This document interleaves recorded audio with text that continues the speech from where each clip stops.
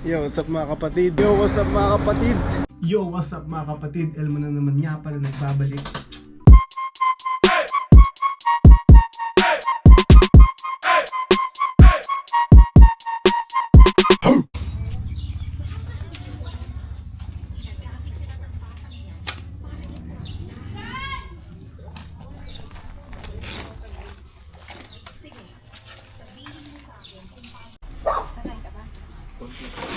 Ayun. Gusto pa na? Love ka nun Leo. Pemo, jab. Ate ko. Siya yun, ni Ate Cors. Oo, talaga siya. Hindi chambe, tsaka siya. Stupid cast. Siya yung hindi makalimutan ni Ate Cors eh. Hindi na daw siya sinisilip eh. Parang silipin nga naman. Nawawalang tao. Una, sinisilip ang mga ligaw at hayop sa bundok. Pero nang maglaon, napayuko si Lola Sarin. Kinagat ang labi upang pigilan ang nanginginig na tinig. Ang unang tao na nawala May paganto-ganto pa kasi. Yan, pampano ba to? sa kanang bato ang Parang marami disiplina. kang pera. Nang gabi ang unang pagtutuos. Baka puro barya lang din. Bunga niya. Barya lang. 8,000. Barya lang din babalik, barya lang. Nagpapaano ka lang din ng barya sa Hayop manot. ano, tapos ang kinikita ng taon, puro barya. Nagtaka ba?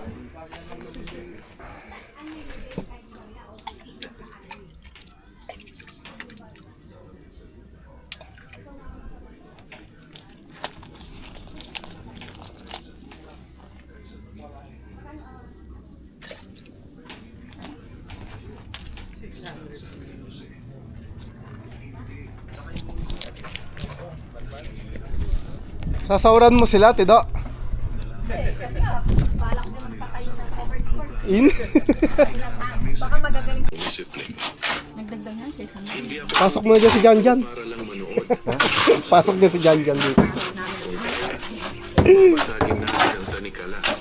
Kung hindi, Mag-exam ulit. hindi ko hayaan walang gumawa man lang ng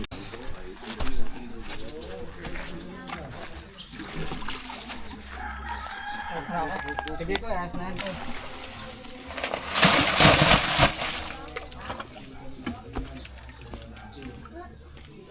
Ah. Yung barya mo yun, sir. May boss na pala nito. Oo. Ano namin, nakadalang pupur na kami dito eh. Mm. Mabuhos na yan. Ano, mabuhos yung tubig.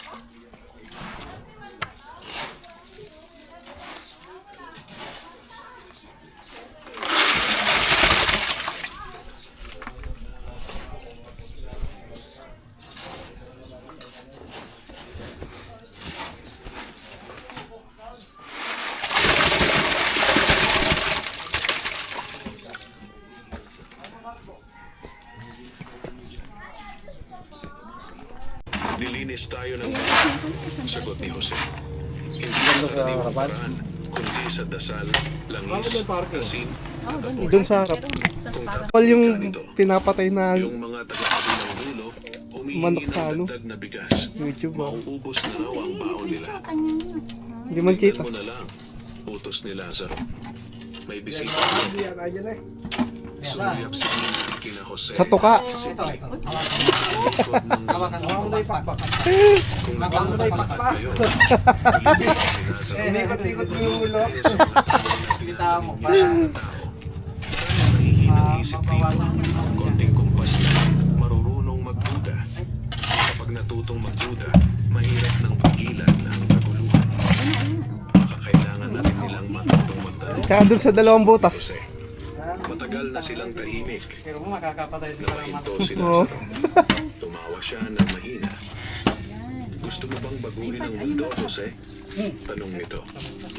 O gusto mo lang patunayan Dun sa pa sa dalawang sarili mo butas. kaya nang kumalaban sa anino? Gusto ko lang. Sagot ni Jose. Ibalik sa liwanag ang mga tao. Eto, tapos yung dalawang butas. Kalabanin mo ako sa loob ng bahay ko. Baka ako yung magpatugo dito. Bahagyang tumalim ang mata. Kapatid yan yung hasat ka sa burak. At baka hindi ka makarating sa labas. Yung dalawa pa, Pap. Ito pa. Ito, tsaka dun. Tugon ni Jose. Magalang ngunit matatag. Dali mo, naubos na yung dugo. Hindi ako nanggugulo. Doon, sa bakal, Pero Pap. hindi ko isasara ang mata ko.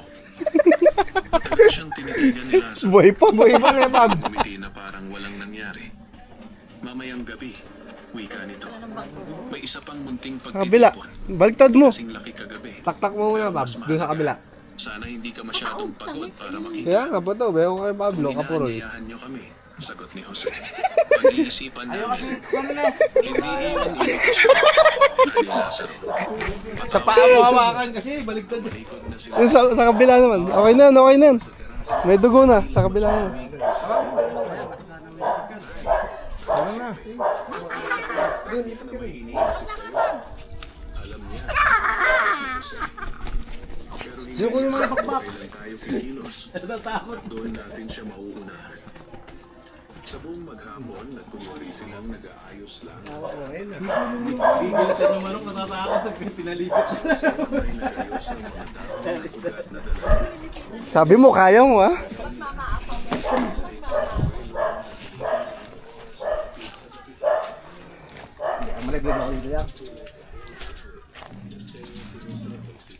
Ayan, ganyan. Patik-tik mo lang. Ayaw mo lang ganyan. Ayaw mo lang ganyan yung ulo.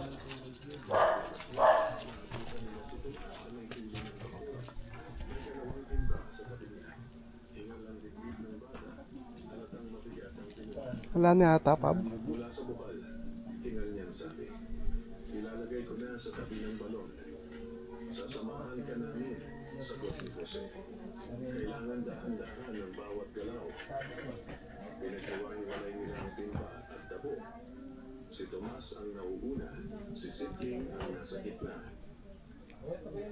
Ano? Pipitin mo yung katawan.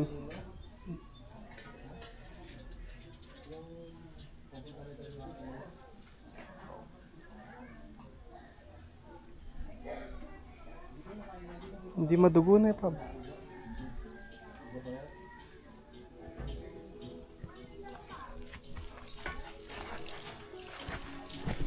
Init!